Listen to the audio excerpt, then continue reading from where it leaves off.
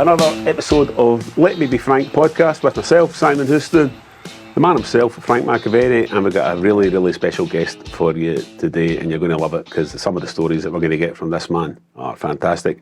First of all, quick reminder, everybody, the numbers are really good. Keep hitting the subscribe button. It's good, isn't it? Some of them are great. Last week's episode of Peter Grant, great. It's free to subscribe. The button's there. Hit the subscribe button. Follow us on social media. We're all over the place, and you love some of the great stories for Granty last week. So keep it going.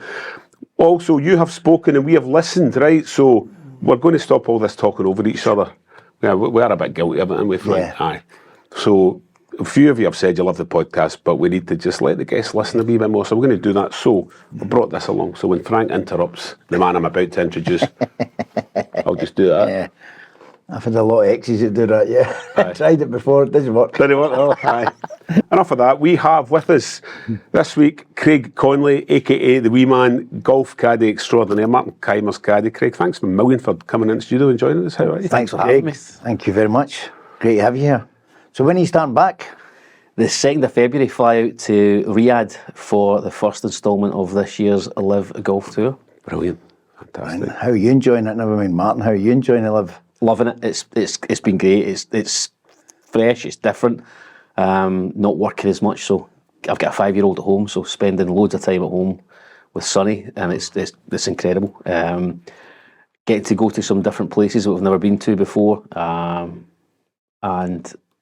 it's just different from what we've experienced in the past, whether it be the European tour or the PGA tour. So I'm really enjoying it. Brilliant. And that's a longer break then, over winter, is that right? Or our season this year will start in February and it will finish by the middle of August. So really, they've really condensed it. Right. Okay. And from August, and then I would imagine, well, I don't know next year's schedule, but I would imagine starting back up in February. So you've got the best part of 6 months off. And this year, or the previous year, we finished in September.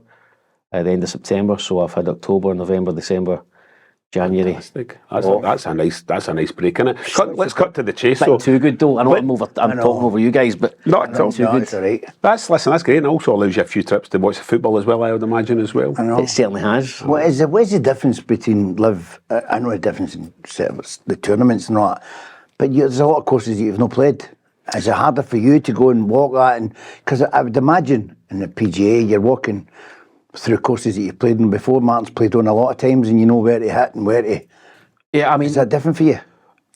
Well, not really. There's been a few tournaments, a few golf courses that we've never been to before. A few countries, when I fly out to Saudi, to Riyadh, we played it in December there at the Saudi International, so I've already seen that one. Okay. We're going to Australia, we've played there, this will be the 3rd year that we've played there.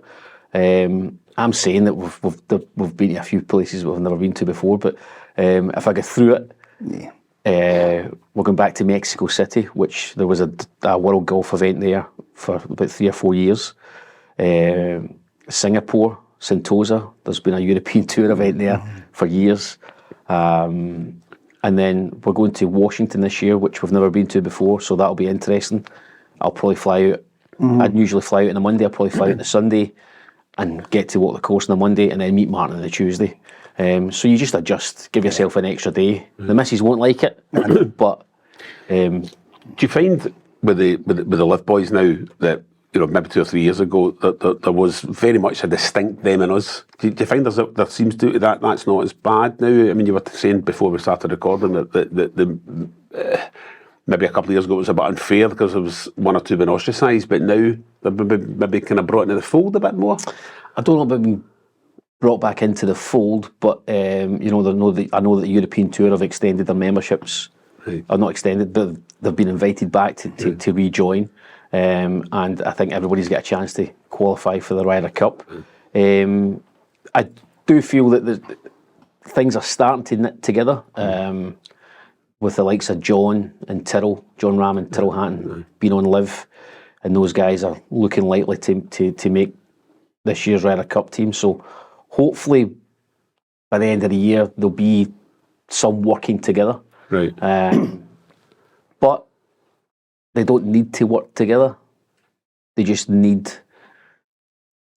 the guys to play, the top guys on LIV to be able to qualify for the major championships.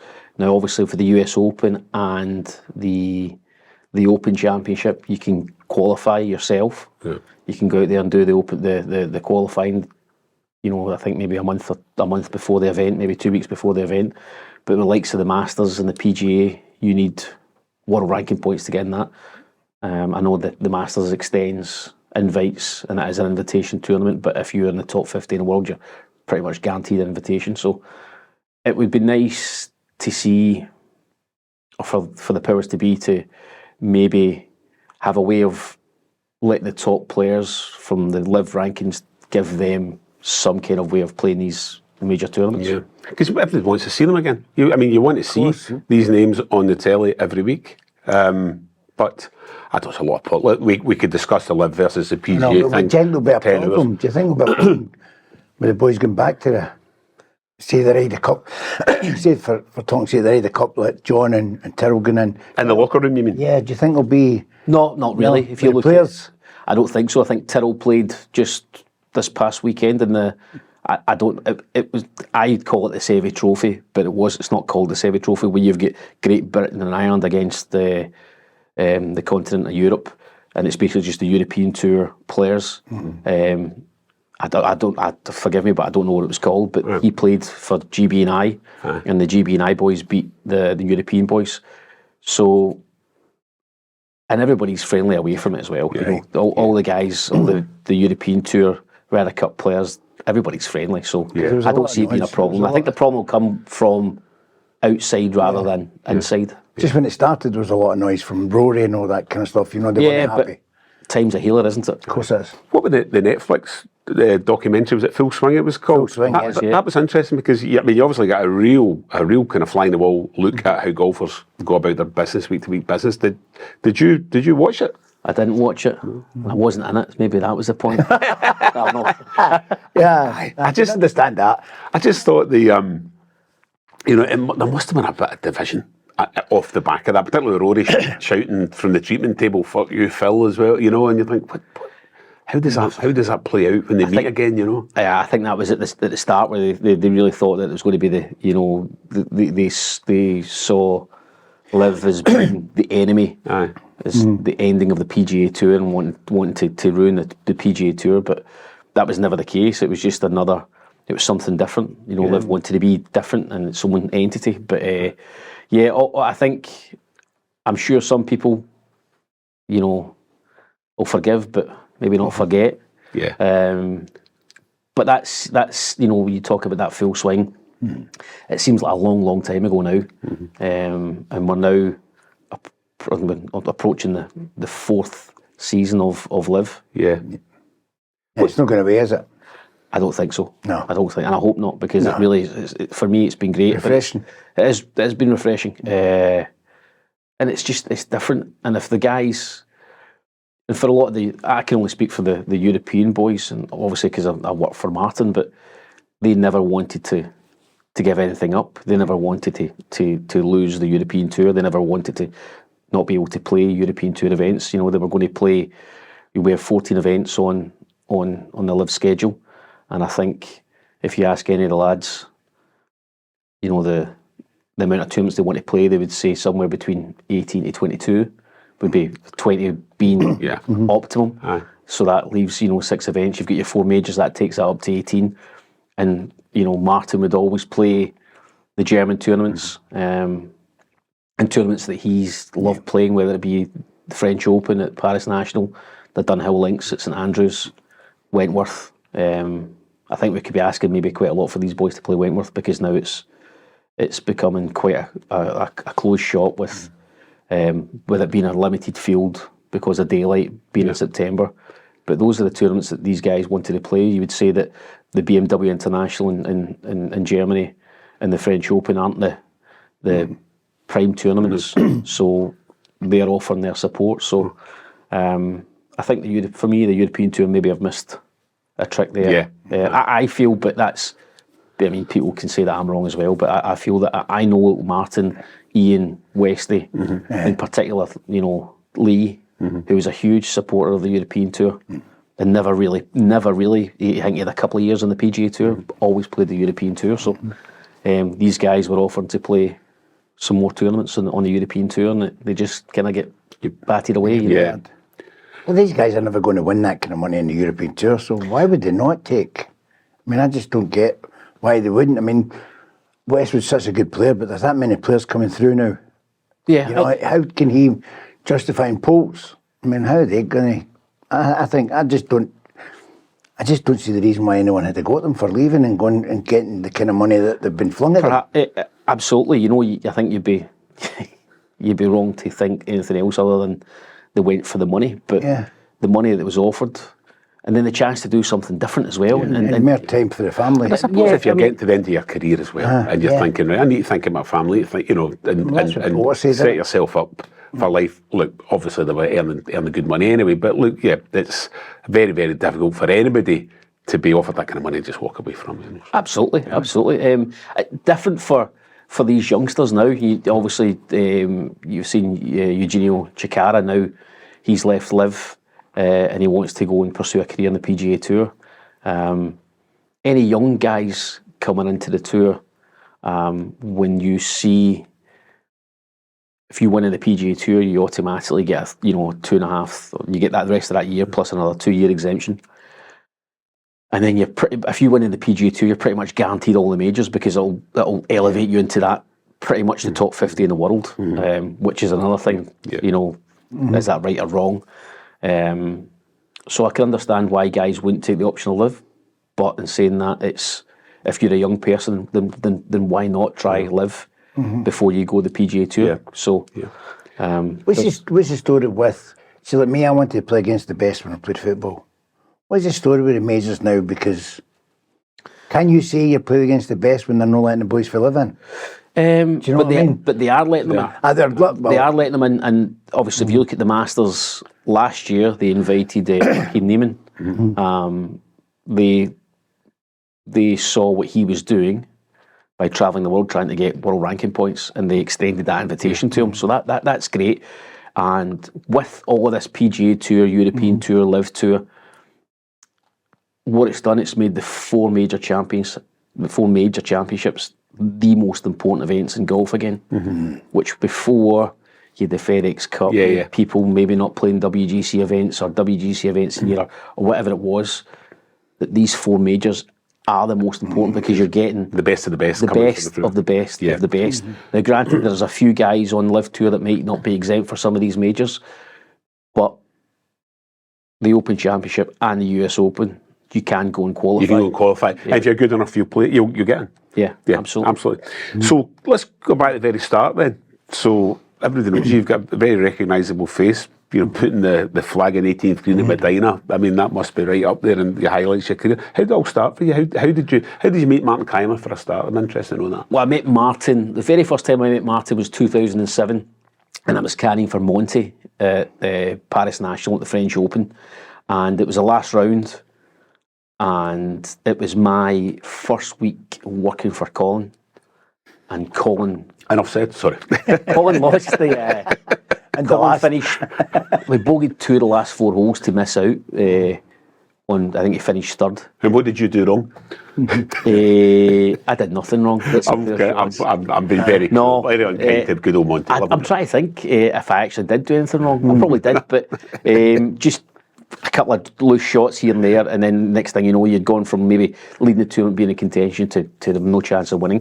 But that was the first time I met Martin, and Martin started off really poorly, but he dug in, and I think he may have finished third as well, if not definitely top 10. That was my first sighting Martin. So that was 2007. And then the following year, I ended up back working with Paul Casey. I worked for Casey for a couple of years, and then Paul let me go. And then, obviously, through those years, you're playing with Martin. You know, you're paired with him, whether it be the first 2 rounds or the third round, or whatever it is, and you get to see how people work, or you get to know people's personalities. And then it was around about May time, 2010 that I got a phone call asking would I be interested in working for Martin, and I didn't have to think about it too long because I wasn't working. Of course you weren't working, but you'll have been in his company, you're decent human being. Yeah, absolutely. And I didn't know him that well at all. At that time, 2010, he'd yet to play a Ryder Cup, but he was invited in 2008. He was invited. He just missed out. He was really unlucky in not securing a spot in the team in 2008. And then I got to know him a little bit because he was around the team. He was invited to come and be, part of the team. And yeah, got to work for him in 2010 at Wentworth. And that was the first event. And we're paired with Poulter.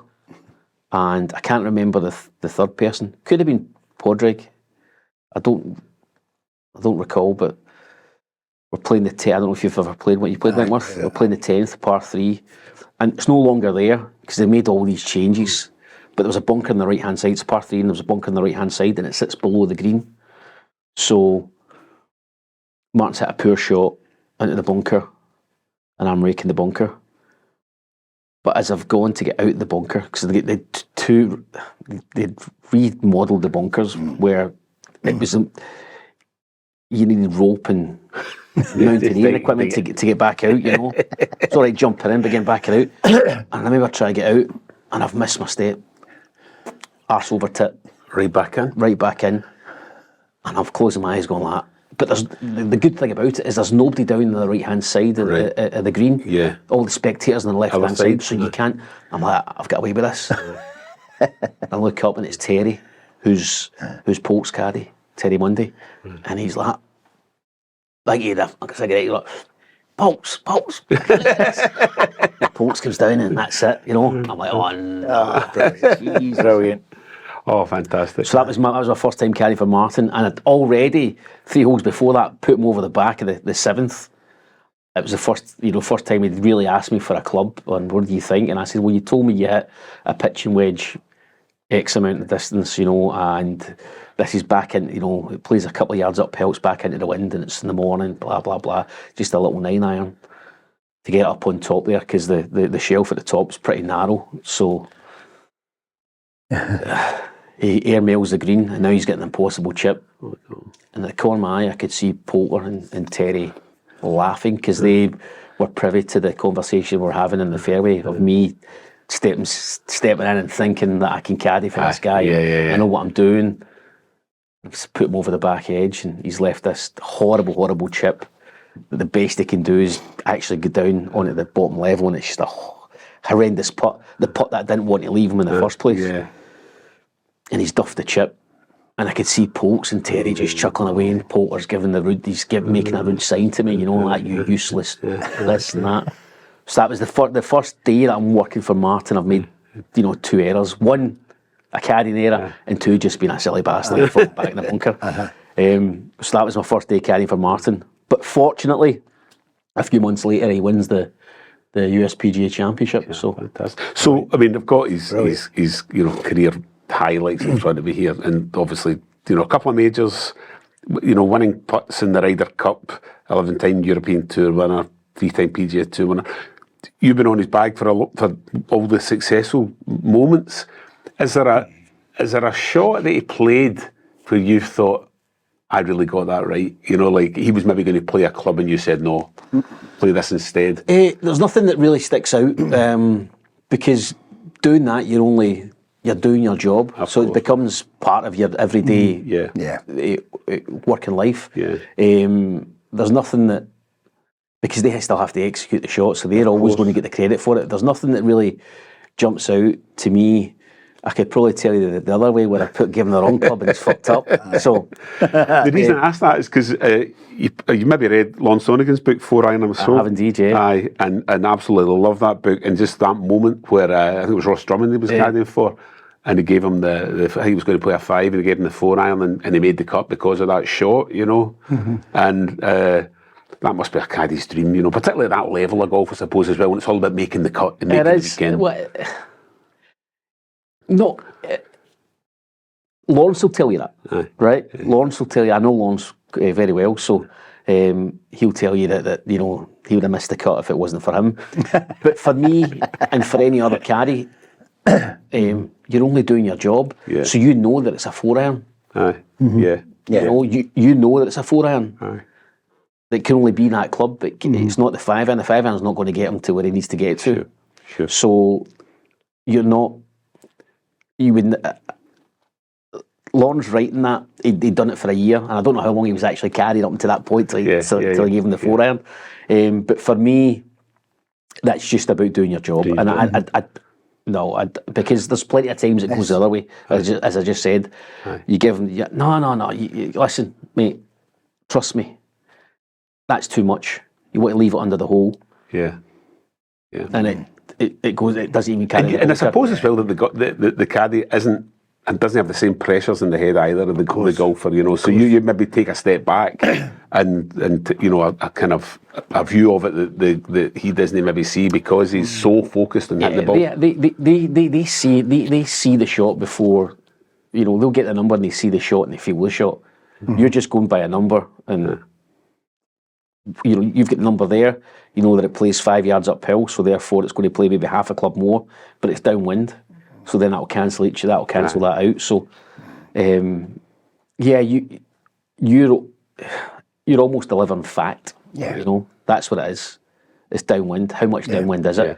Well, we know that it's only maybe 5 or 6. It's not 10 because we just played the last hole runs the same. We've got the same wind direction, and we've roughly got this. You know, we've maybe 10 yards more, but so therefore it's. You can adjust accordingly. There's a lot of science goes into it. There's no science. What about caddies? You don't need to name names, but what about caddies that get a lot of crap off their paymaster? Really. Well, I'm still in a job, and so you see them on telly shouting. There's a caddy. There's a few. What do you think when you see that? You must think, I couldn't work for that guy. I mean, obviously. No, but we're all mercenaries, eh? We're all mercenaries. I suppose golfers had a reputation over the years. I remember going back, Howard Clark had a reputation. In fact, I interviewed a year or two ago his caddy Lindsay. It was Lindsay Anderson. She was a Scottish international golfer. And she came up from up in Tain in the Highlands. She caddied for him, and then she went on to caddy for Radar when he won the Australian Open as well. Right, okay. Yeah. But she was saying it's quite interesting caddying for Howard Clark. I won't go into any details, that'd be unfair. Don't mention any names, but Howard's See what I just said. What I'm saying is he was a hard taskmaster. Oh, he was a taskmaster. Howard, if you're watching, we love you to bits. Let me be frank. Let's get you on. Leave off the woman. Leave off shouting at women. Well, they get into the business, eh? Aye. So sorry, I'm not. We're down a rabbit hole there a wee bit. But yeah, the point of being is some golfers that are. Well, there's. Don't you start talking about? No, there's a few, and I've worked for a few. So we'll just leave it at that. Aye, exactly. Well, maybe no name names. Because everybody's still playing and I'm still carrying. Exactly. But when you see people and I'm not grass. Just when you see people, it's not very good, especially when it's on the cameras, and the cameras try not to catch it. But sometimes if a guy hits a good shot, they've got to, and they're shouting at caddy. I hate that. It's all pressure. As you said, it's all pressure that comes within, and you are pressures for tyres. Exactly. Was it somebody says that I heard it in the radio? Pressures for diamonds. Pressures for diamonds. Pressures for tyres. But you can only. You can only judge somebody as you take it. I've worked for a couple, whether it be on the men's tour or the ladies tour. You'll be surprised. Some of when I first started out in the ladies tour, the girls were hard, demanding a lot, very very hard on you, because on the ladies tour I felt, and there's guys that I know from years ago, you did everything apart from hit the shot. You wanted your input on everything. Whereas carrying for the guys are pretty much dialed in themselves. But I'm going back. I'm going back 25, almost 30 years ago. The game's changed now as well. Completely. So, and I know that carrying has changed on the ladies tour, because I've still got some friends that carry out there. So listen, before we're going to talk about other things. I really wanted to talk about Medinah in the 18th in Medinah as well, because probably 2012, the year of sport. You had everything going on there. I mean, you had the Olympics and all sorts of. Andy Murray was doing well. that moment, Kaymer sinking that putt was just, for me, the highlight of the television year. He won't say that. He'll say it's him getting the ball out and put the flag in. Well, I only realised that last night when I was watching it on Sky Sports. And roll credits, and then there's you. Obviously it's a Ryder Cup year, so they're promoting the Ryder Cup, and then there's Martin, running away, turning his back on me and running into Sergio, and then it was a still shot last night, and Justin Rose's wife, and then there's me just putting in, and then I had to turn to Steve to go Stricker. How was Thanks that? for the game, mate. How was that? Martin's otherwise engaged. He'll see you at the closing ceremony. He's away celebrating. But there was also a moment as well, though, I think, when Martin played his approach from the bunker, that he hit it on the green. I think he was unsure whether the ball had finished on the green from watching an interview with him subsequently. But he was so kind of focused. Did he not forget that Stricker was still to play? He did. He'd hit this shot and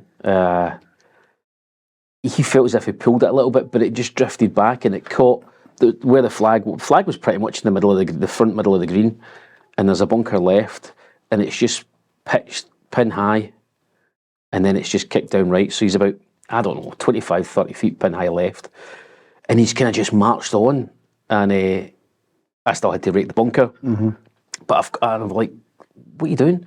He's like, I'll get up there and hold that putt. I'm like, but listen, you've done your bit. We're one up. If he makes birdie, he makes birdie. It's not a birdie hole, as you would say. It's not.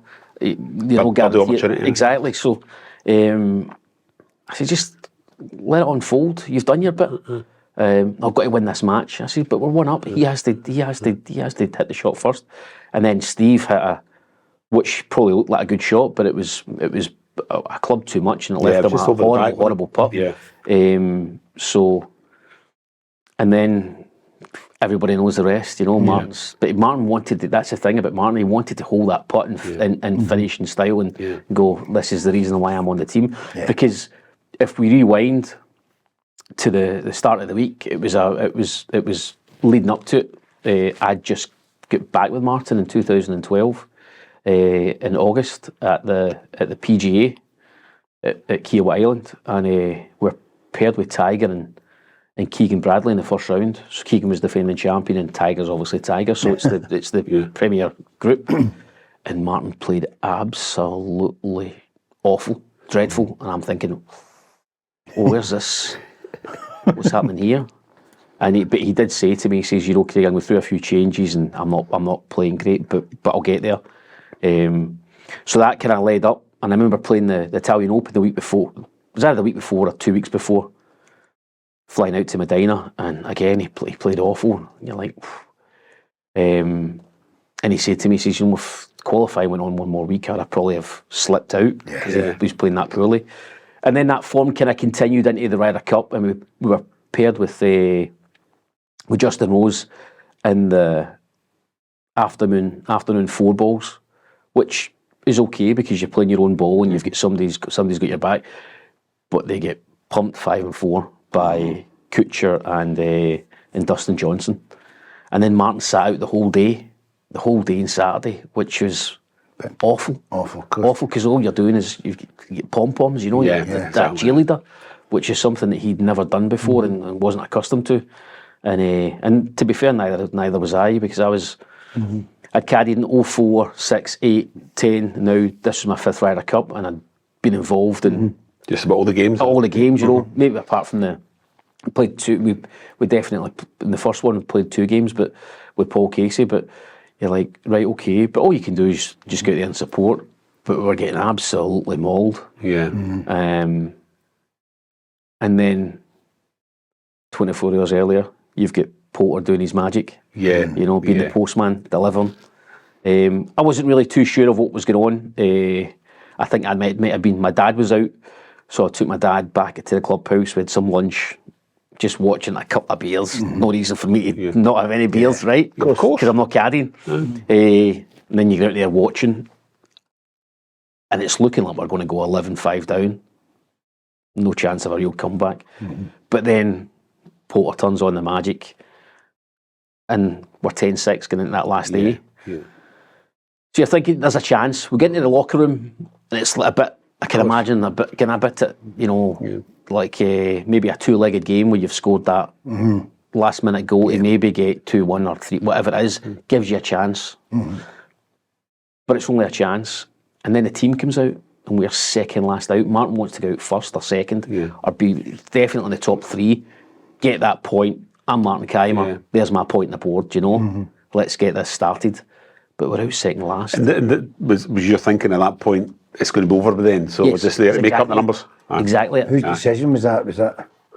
It would have been, who was the captain? Jose Maria, and he's vice captains. And there was, I think Martin had put himself forward to go out first, or go out second or third, whatever it was, but he wanted to get out there. And then Francesco was last. Yeah. So, Francesco Molinari. Aye. So you don't have experience behind you either. Although Francesco had played in 2010, you don't have real experience. You'd expected one of the bigger boys to, maybe if it was to get to that stage, but I think Jose Maria's thinking was just get all the guys that are playing well, get them out and try and a wee bit of scare tactics, get them out there, get the points on the board, which is exactly what it was, and it worked. And I even remember Peter Hansen. He was like 5 down with 5 to play. You're thinking, right, that's a guaranteed point for them. Yeah. But then he took Jason Duffner all the way to the 18th. Yeah. So even watching that, you're thinking, these guys are putting the points on the board, but Peter's fighting, and Peter's bringing it back, and then that would add doubt to the American team. And then we're standing on that 18th green. You get 2, and Steve's to go first. And he's never getting down from the... Well, Steve's, I think he's left it maybe 10, 12 feet, pin high left. Right. So you're thinking, he's going to do well to hold this putt as well, but you've got to think he's going to make it. So Mark's now all he has to do is 2 putt from 30 feet. Which sounds easy, doesn't it? Sounds easy, doesn't it? But Martin will tell you, he says he's looking at the putt and he's standing over it and he's thinking, this putt breaks more than I think. But rather than taking a step back and readjusting and aiming further left, he's done it. He thought, I'll do what I always do and hit it harder. But he's hit it hard on the low line, so then it misses low, but it still got pace on it, so it goes, 6, 7 feet past. You're like, oh, Jesus Christ. Don't let this. No, this can't happen. No. But typical German. Yeah. Aye. The Ryder Cup went to penalties, you mean? Exactly. And there's Martin will tell you, he's been on record saying, it was if you ever have a putt to win any tournament, a little bit right to left up the hill, inside right, bang. Right to left up the hill. That's what he said, Fantastic. Hit it firm. How good's this? I mean, we've just been taken right inside the rope. I know, it's been brilliant. And there was so much emotion attached to it as well, because Seve, I think, had died, was it just the year before? Was it 2011? Aye. Because it was 2011, because I remember being at the Open in 2011 when they had Seve's silhouette on the, banked around the 18th underneath the grandstands. Yeah. So that was that. And then obviously we've got Seve's silhouette. Yeah, on the sleeve. Did you get a chance to meet him, the great man? I mean, I did. For me, he was the guy that introduced me to golf, because it was just... And me too. What a wee dances and all that. I loved that. I remember falling in love with the game, and then I remember seeing the Open in 88, and that year I got the VHS of the Open, Seve winning his last major. I got to meet him a couple of times, but it was only meeting. It was only in passing, really, but never played with him, was never around, never played a practice round or anything with him, so from that point of view, pretty sad, but definitely got to meet him at a couple of Seve trophies that I carried up. For me, it was Seve, because it was no Faldo, it was no Monty, none of that. They didn't do it for me, but you see somebody like him, the wee dances and all that, and Jose Maria, the wee dances and all that. I mean, partnerships. I know. That's brings everything in. It's not just golf, it brings everyone in the world. We go back to Medinah, you talk about Seve, and Jose Maria as the captain. So it was written in the stars. It was absolutely. I'd imagine being in the team room after that would have been fun and games, with a few, it was the champagne flowing and... The champagne, I remember walking across the bridge off the 18th, and you walked across the bridge under the cart path where all the spectators were to take us to the putting green, and there was all this champagne, and I took a couple of bottles, and I remember David Charles, who works for the PGA of America, who run the American side of the Ryder Cup. He's like, Craig, you can't take them, those are for the players. I'm like, right on, David. Aye. And then David realises, he's like, what have I just said? He says, no, you can't take them. And I'm like, right. And he's Bob Charles, the New Zealand David, have you ever heard of Clyde Bank? Exactly. Get it up, yeah. Pop, pop. Yeah, look, I'm going to take them all. You talk about Medinah, and there was a guy there, Roy McAllister, who Paisley boy, lives down south. He was wearing I don't know if you ever met, there's a guy there wearing the bumblebee. Ah, yes, aye. Oh, yeah, well, that's another story in itself. You always see a Celtic trip at a major. But this was the bumblebee, and he's wearing a kilt, and Roy was there, and I gave Roy a bottle of champagne. It was the first time I'd ever seen him, and you're like, I'm drawn to him, right? Yeah, of course. And then since then, Roy and I have kept in touch. He's been at a few tournaments, and he's been at a few Ryder Cups. So a good guy, Roy. Fantastic. But so Roy was there. So you had Roy wearing the kilt, bumblebee, Seve.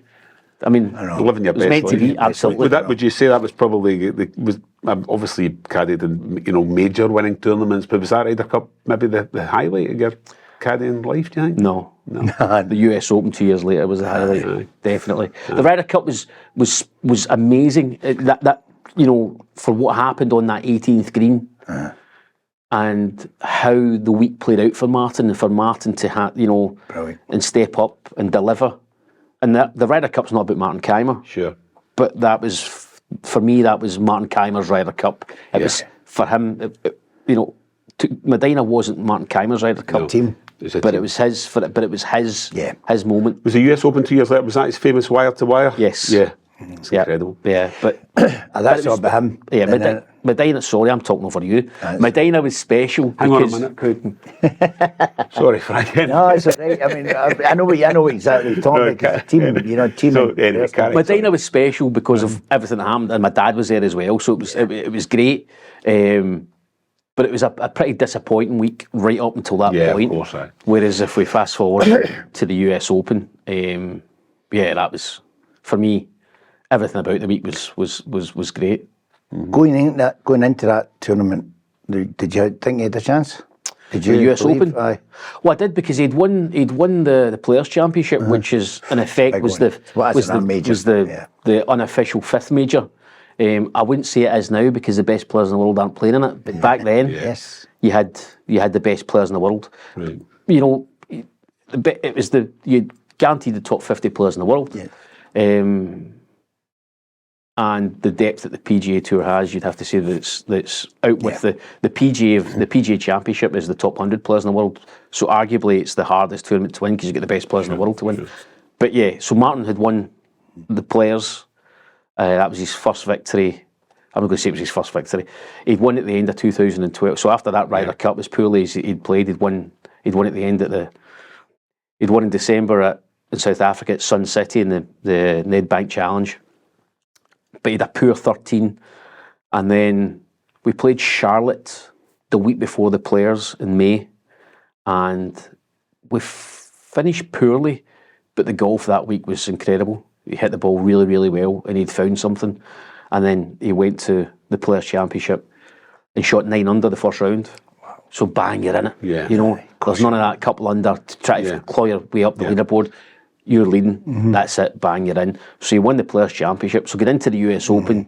Yeah, I thought absolutely. A very good chance he's going to do it. But then there's something that made me doubt him. We're walking. We'll finish playing a practice round with Marcel Siem, and Tim Barter's there from Sky Sports, and he said, Martin, can I have a word? Just want to ask you about the golf course and how you feel it's playing in that. He says, could you give me a what do you think's going to win? And he goes, I think, he says, somewhere between 4 and 6 over. And I'm like, he mentioned 6 over, and I'm like, that's more than. I mean, that's 1.5 over a round.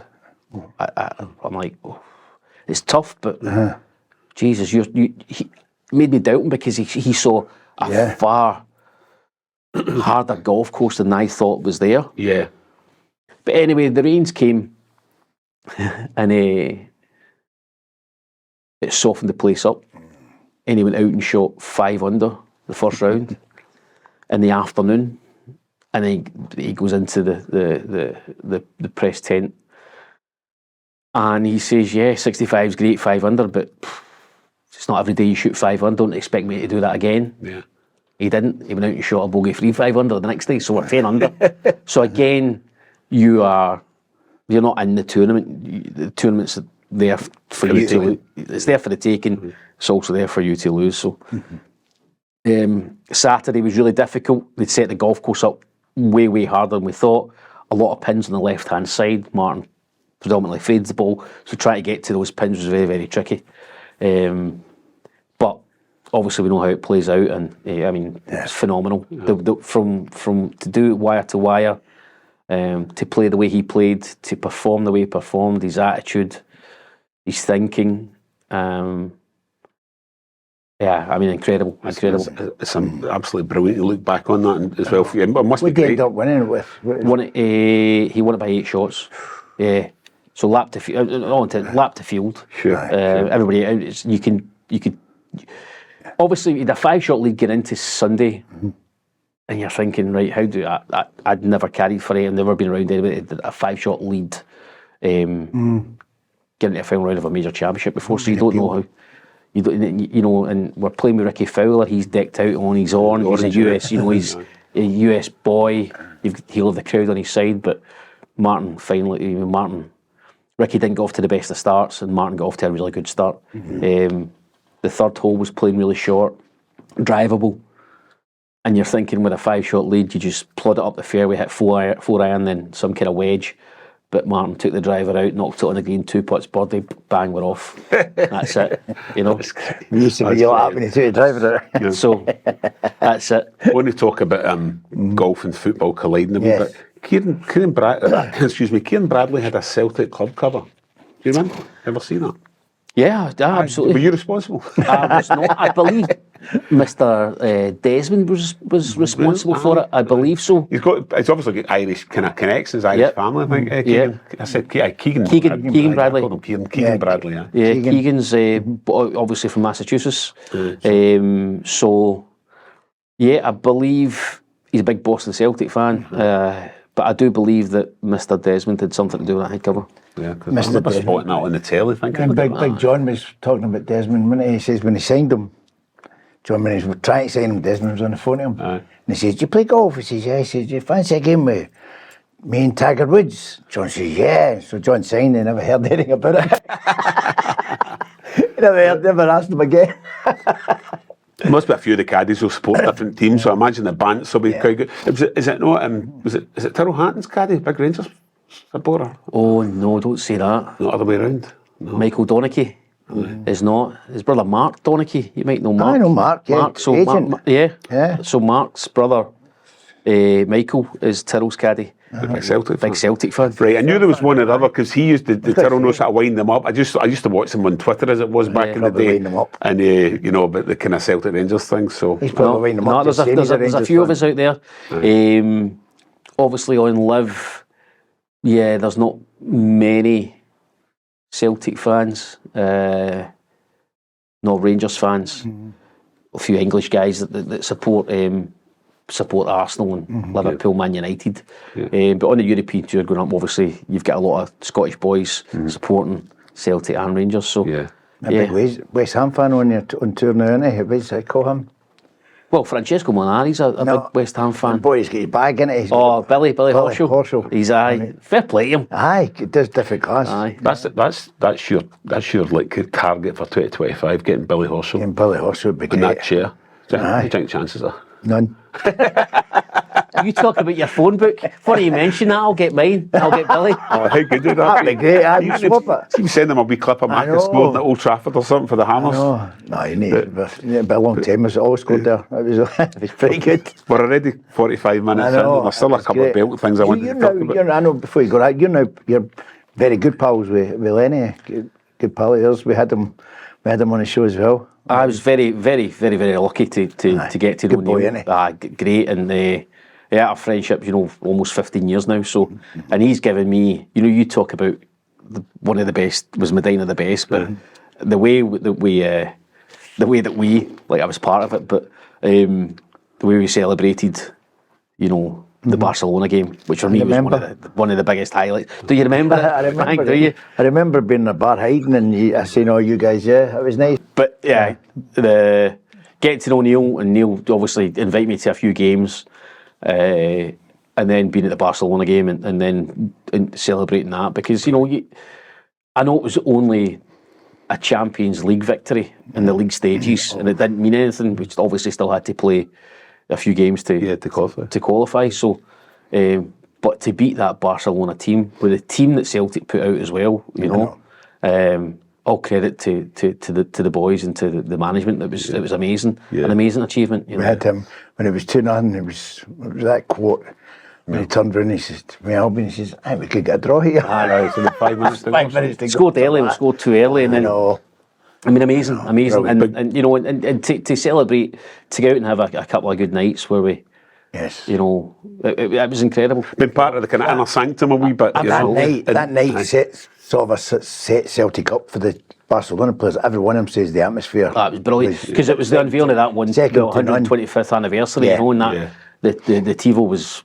I know. Yeah. It was breathtaking. It was incredible, absolutely Incredible. And they also had that thing that night too, where, excuse me, they had a camera and you could pick your face out in the crowd as well. Do you remember that? No. Basically, there was one of the, I don't know what you call it, kind of fisheye lens or something, but it was a kind of high definition picture of just about the entire crowd, and you could go into this website, download it, and then find out where you were sitting. So it was great. When I was sitting, you couldn't see me. I was up the gods in the That would rafters. be dangerous, would it? No, I mean, for a lot of people would be there with somebody who shouldn't be there. That's just you, Frank. We're not just, some of us think about other things when we're with Celtic. Okay. All right, yeah, all right. That one-track mind. Sorry, I'm apologising everybody here on behalf of maybe you're Mr. right. McAvey. Before we wind up, there's loads of things I want to talk to you about, but the kind of caddy golfer relationship as well. So I suppose there's a caddies union and there's an assumption that everybody maybe gets 10% or whatever. But has there ever been a moment where Martin's missed a putt and you've thought, you've just cost me a few quid? Every day. That's the difference between getting a seat in the executive club or just sitting in the main stand. I remember the first time I found myself with a decent job in the ladies tour, and it was 1997, and I was caddy for Laura Fairclough, and she's a 2-shot lead in Estoril in Lisbon. First place was 15 grand, not for me, to her. So it was like 1,500 quid, and all I could think about the whole day was the 1,500 quid that I had. I'd bought myself a new TV, 4 pairs of trainers, a couple of pairs of jeans, and a right good weekend out. And she played terrible, and I don't even know where she finished, but I remember that. It was all spent in your head. Yeah. So that was a harsh lesson. Well, it wasn't a harsh lesson because the monetary value wasn't as great as what obviously you have today. Yeah. And you can't think like that, And what you don't have, if you don't have it, then it's not yours. So that Sunday at Pinehurst in 2014, 5-shot lead going into the final round. It must be very tempting to think, I'm getting 10% or something ridiculous here, No, because I just had a nice check 6 weeks before at the Players' Championship. So that was just pocket money for you. That was just pocket money. So, I think at that point, when for a tournament like that, the money goes out the window. No, It's what that tournament means, Certainly from my perspective. And at the end of 2014, Martin gave me a replica trophy that's about quarter of the size of the trophy, and it's engraved with all the champions, and it's amazing. Because as a caddy, you get the nice check. You get the nice check.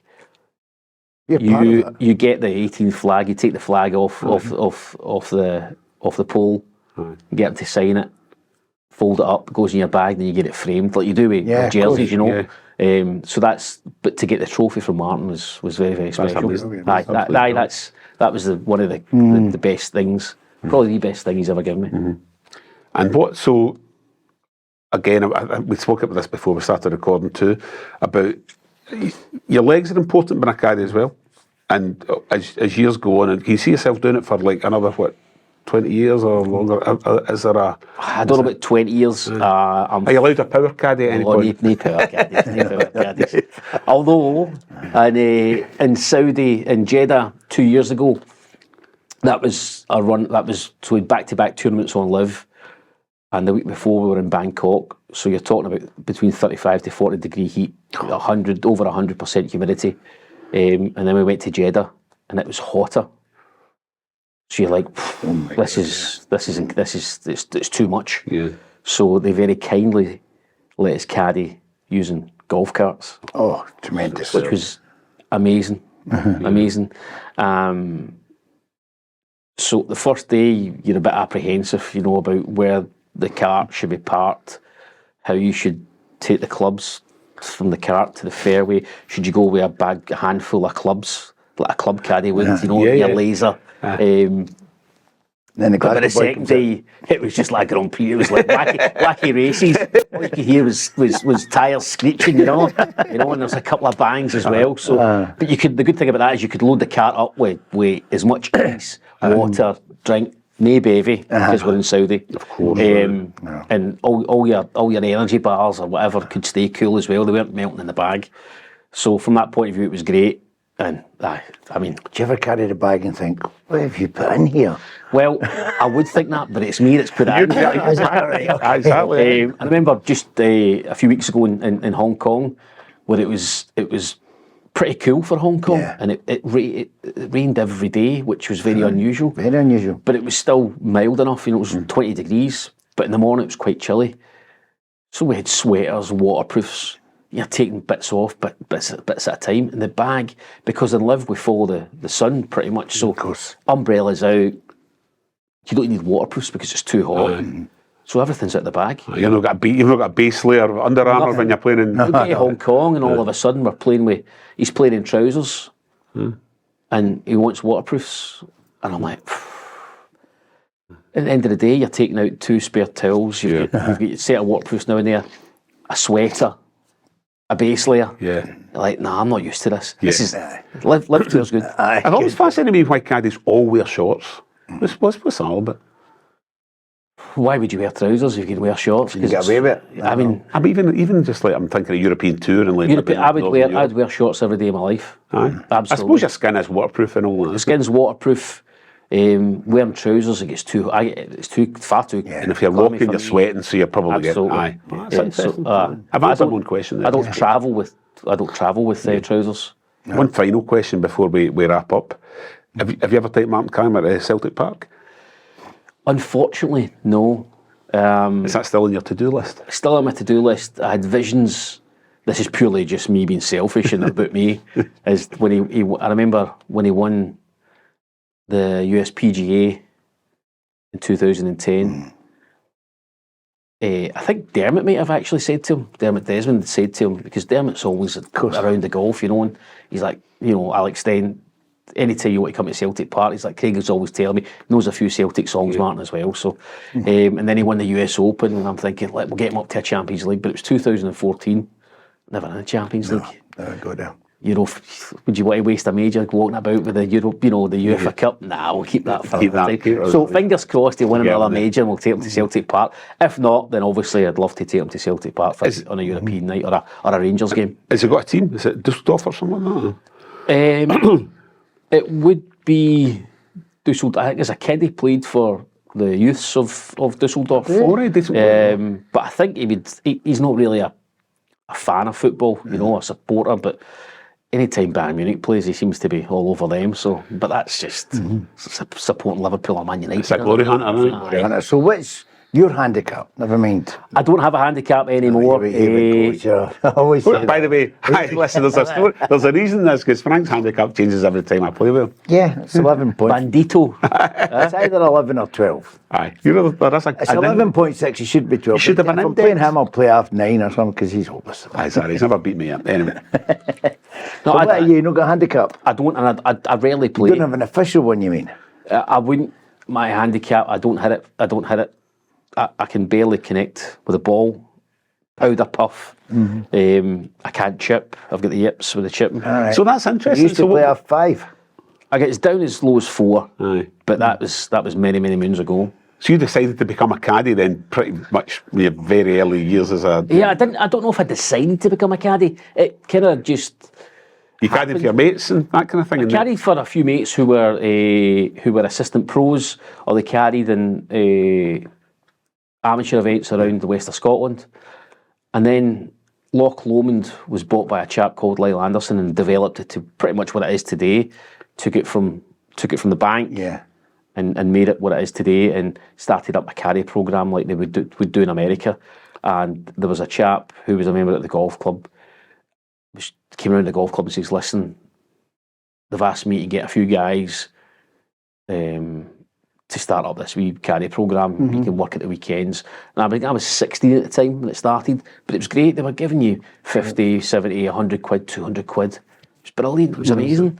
And I was doing that at weekends, and the weekends led into during the week when you were dogging school. Brilliant. You're making money, you know. But I was in 5th year, 6th year, so it made no...